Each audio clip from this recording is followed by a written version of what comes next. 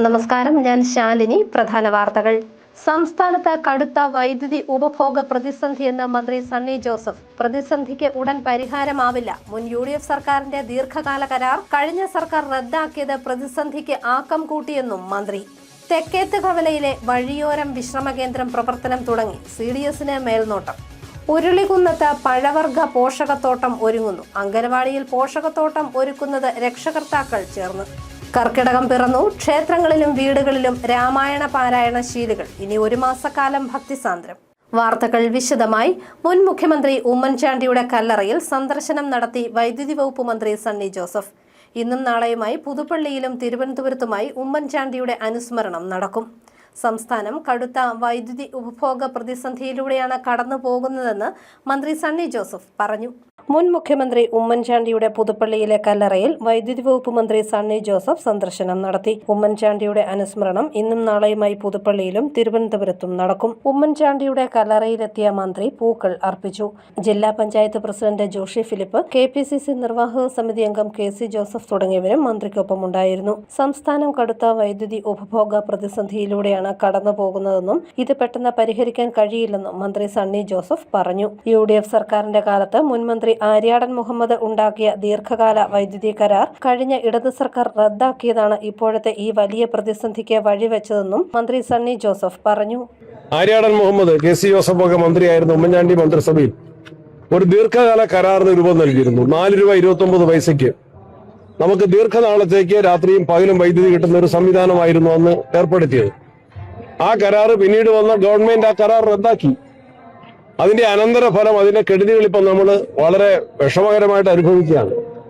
ആ കരാർ വീണ്ടും നടപ്പിലാക്കുന്നതിന് വേണ്ടി കേരളത്തിന്റെ വൈദ്യുതി ബോർഡ് ശ്രമിച്ചുകൊണ്ടിരിക്കുകയാണ്. സുപ്രീം കോടതിയിൽ കപിൽ സിബലിനെ എൻഗേജ് ചെയ്തുകൊണ്ട് ആ കേസ് നമ്മൾ നടത്തുകയാണ്. നമ്മൾ ആ കേസിൽ കേരളത്തിന്റെ ആവശ്യകത ഈ പ്രത്യേക പശ്ചാത്തലത്തിൽ പറയും. അതേസമയം ഞായറാഴ്ച നടക്കുന്ന ഫുട്ബോൾ ഫൈനൽ ദിവസം സംസ്ഥാനത്ത് തടസ്സമില്ലാതെ വൈദ്യുതി ലഭ്യമാക്കാൻ മറ്റ് സംസ്ഥാനങ്ങളെ സമീപിച്ച് അധികം വൈദ്യുതി വാങ്ങാൻ തീരുമാനിച്ചിട്ടുണ്ടെന്നും മന്ത്രി വ്യക്തമാക്കി. News bureau, Kottayam. ചിറക്കടവ് പഞ്ചായത്തിന്റെ നേതൃത്വത്തിലുള്ള വഴിയോര വിശ്രമ കേന്ദ്രം പ്രവർത്തനം തുടങ്ങി.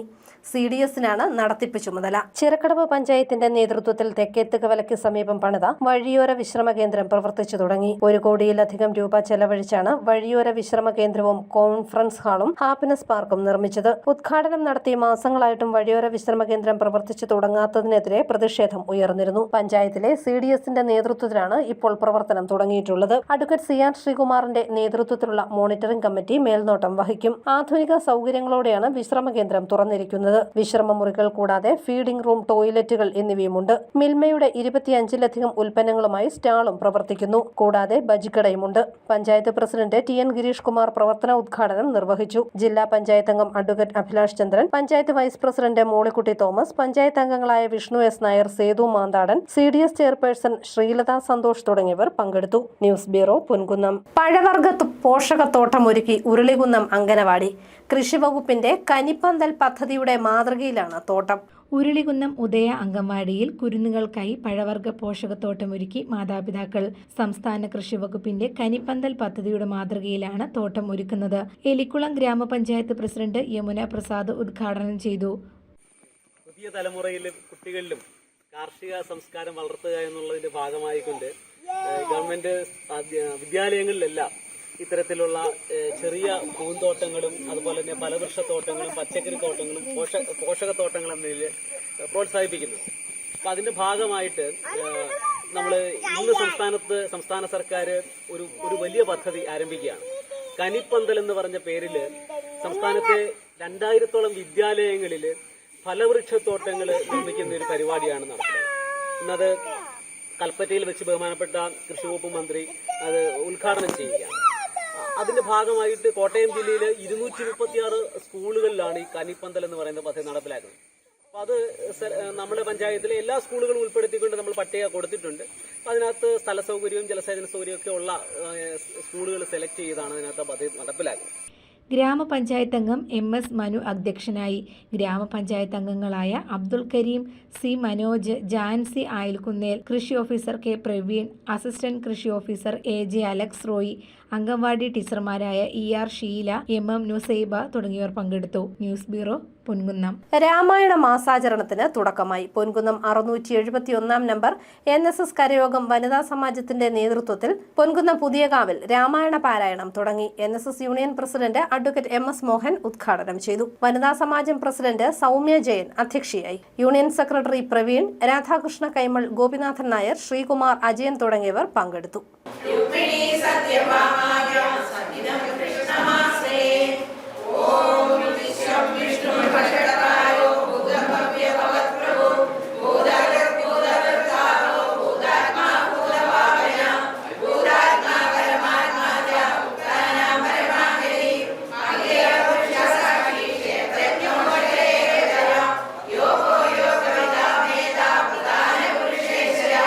ബാങ്ക് ദേശസാൽക്കരണ വാർഷികത്തോടനുബന്ധിച്ച് joint forum of staff and retirees കേരളയുടെ നേതൃത്വത്തിൽ കോട്ടയത്ത് മനുഷ്യച്ചങ്ങല തീർത്തു. ഹെഡ് പോസ്റ്റ് ഓഫീസിന് മുന്നിലായിരുന്നു മനുഷ്യച്ചങ്ങല. ബാങ്ക് ദേശസാൽക്കരണ വാർഷികത്തോടനുബന്ധിച്ച് joint forum of bank staff and റിട്ടയറീസിന്റെ നേതൃത്വത്തിൽ കോട്ടയത്ത് മനുഷ്യച്ചങ്ങല തീർത്തു. ഹെഡ് പോസ്റ്റ് ഓഫീസിന് മുന്നിലായിരുന്നു മനുഷ്യച്ചങ്ങല തീർത്തത്. ബാങ്കുകൾ പൊതുമേഖലയിൽ നിലനിർത്തുക, സ്വകാര്യവൽക്കരണ ലയന നീക്കങ്ങൾ നിർത്തിവെക്കുക, പഞ്ചദിന ബാങ്കിംഗ് നടപ്പാക്കുക, പെൻഷൻ കാലോചിതമായി പരിഷ്കരിക്കുക, താൽക്കാലിക ജീവനക്കാരെ സ്ഥിരപ്പെടുത്തുക, ഒഴിവുകൾ നികത്തുക തുടങ്ങിയ ആവശ്യങ്ങൾ ഉന്നയിച്ചായിരുന്നു മനുഷ്യച്ചങ്ങല തീർത്തത്. നാട്ടകം സുരേഷ് MLA ഉദ്ഘാടനം ചെയ്തു. ഇത് ജനങ്ങളെ ആകെ ബാധിക്കുന്ന ഒരു വിഷയമായി മാറിക്കൊണ്ടിരിക്കുകയാണ്. അതുകൊണ്ട് തന്നെ അതിനെതിരായിട്ടുള്ള ശക്തമായ പോരാട്ടത്തിന് നിങ്ങൾ തയ്യാറായി മുന്നോട്ട് വന്നിരിക്കുന്നതിൽ നിങ്ങളെ ഞാൻ അഭിനന്ദിക്കുകയാണ്. നിങ്ങളുടെ അവകാശങ്ങൾ, നിഷേധിക്കപ്പെട്ട അവകാശങ്ങൾ നേടിയെടുക്കുന്നതിന് വേണ്ടിയിട്ട് ഉള്ള പോരാട്ടം ശക്തിപ്പെടുത്താനായിട്ട് നമുക്ക് ഒന്നിച്ച് മുന്നോട്ട് പോകാം. പ്രിയപ്പെട്ടവരെ, ബാങ്കിംഗ് മേഖലയെ തീരെഴുതി വിൽക്കാനായിട്ടുള്ള നരേന്ദ്രമോദി സർക്കാരിന്റെ തീരുമാനത്തിനെതിരെ രാജ്യവ്യാപകമായി ഉയർന്നുവരുന്ന പ്രതിഷേധത്തിന്റെ ഭാഗമായി നിങ്ങൾ ഇന്നിവിടെ നടത്തുന്ന ഈ പ്രതിഷേധ പരിപാടി നിങ്ങളുടെ എല്ലാം അനുമതിയോടുകൂടിയും അതോടൊപ്പം ജില്ലാ കോൺഗ്രസ് കമ്മിറ്റിയുടെ എല്ലാ പിന്തുണയും നിങ്ങൾക്കുണ്ടായിരിക്കുമെന്ന് അറിയിച്ചുകൊണ്ടും ഉദ്ഘാടനം ചെയ്ത് അറിയിക്കുന്നു. നന്ദി, നമസ്കാരം. ജില്ലാ പ്രസിഡന്റ് ടോം തോമസ് അധ്യക്ഷനായി. AN റെഡ്ഡിയാർ, KK ബിനു, അനൂപ്, ജോസഫ് ബാബു, ജോസഫ് മത്തായി തുടങ്ങിയവർ പങ്കെടുത്തു. News bureau, Kottayam. പൊൻകുന്നം പുതിയകാവ് ദേവീക്ഷേത്രത്തിൽ ലക്ഷാർച്ചന നടന്നു. സ്ത്രീകളും കുട്ടികളും അടക്കം നിരവധി ഭക്തർ ചടങ്ങിൽ പങ്കുചേർന്നു. ക്ഷേത്രങ്ങളിൽ ദേവീദേവന്മാരെ പ്രീതിപ്പെടുത്തുന്നതിനായി നടത്തുന്ന പ്രധാനപ്പെട്ട ഒരു വഴിപാടാണ് ലക്ഷാർച്ചന. ലളിതാ സഹസ്രനാമങ്ങൾ കൊണ്ടോ ഋഗ്വേദ മന്ത്രങ്ങൾ കൊണ്ടോ 1,00,000 തവണ പൂജകളും അർച്ചനകളും നടത്തുന്ന വഴിപാടാണിത്. സർവൈശ്വര്യപ്രദായിനിയായ പൊൻകുന്നം പുതിയകാവിലമ്മയുടെ തിരുനടയിൽ ഇഥം പ്രഥമമായി ലക്ഷാർച്ചന നടത്തി. പാപപരിഹാരത്തിനും ശാരീരിക മാനസിക ദുരിതങ്ങൾ മാറുന്നതിനുമായാണ് ലക്ഷാർച്ചന നടത്തിയത്. ഓം മുഖചന്ദ്രകളങ്കാഭമൃഗതാഭിവിശേഷകായേ നമഃ. ഓം വദനസ്മരമാംഗല്യകൃതോരണജില്ലികായേ നമഃ. ഓം വദനശ്രീപരിവാവതലന്മീനാഫലോചനായ. ക്ഷേത്രം തന്ത്രി കുരുപ്പക്കാട്ടുമന നാരായണൻ നമ്പൂതിരി മുഖ്യ കാർമ്മികത്വവും മേൽശാന്തി ഇടനാട് കുന്നപ്പള്ളി ഇല്ലം നാരായണൻ നമ്പൂതിരി സഹകാർമ്മികത്വവും വഹിച്ചു. നാമങ്ങൾ ദേവിയുടെ ഈ 1,00,000 നാമങ്ങളല്ല, ഈ ലളിതാ സഹസ്രനാമം എന്ന് പറഞ്ഞാൽ 1,08,000 ഒക്കെ ഉണ്ട്, കൂടുതലുണ്ട്. അപ്പോൾ ആ 1,00,000 നാമം എന്നാണ് നമ്മൾ കണക്കാക്കുന്നത്. ഇപ്പം ജപിക്കുന്നതിൽ ചിലർ വിട്ടുപോകാം, ചിലർക്ക് ചിലപ്പം മറന്നു പോകാം. അപ്പോൾ അതൊന്നും ലോപം വരാതിരിക്കാൻ വേണ്ടിയിട്ടാണ് ഈ 15 പേര് 7 ആവർത്തി ജപിക്കുമ്പോൾ 1,05,000 നാമങ്ങൾ വരും. അപ്പോൾ എന്തെങ്കിലും ഒരു ലോപം അതിൽ വന്നിട്ടുണ്ടെങ്കിൽ അതുകൂടെ പരിഹരിച്ച് മുന്നോട്ട് പോകുന്നതിനാണ് അങ്ങനെയുള്ള ജപങ്ങൾ നടക്കുന്നത്.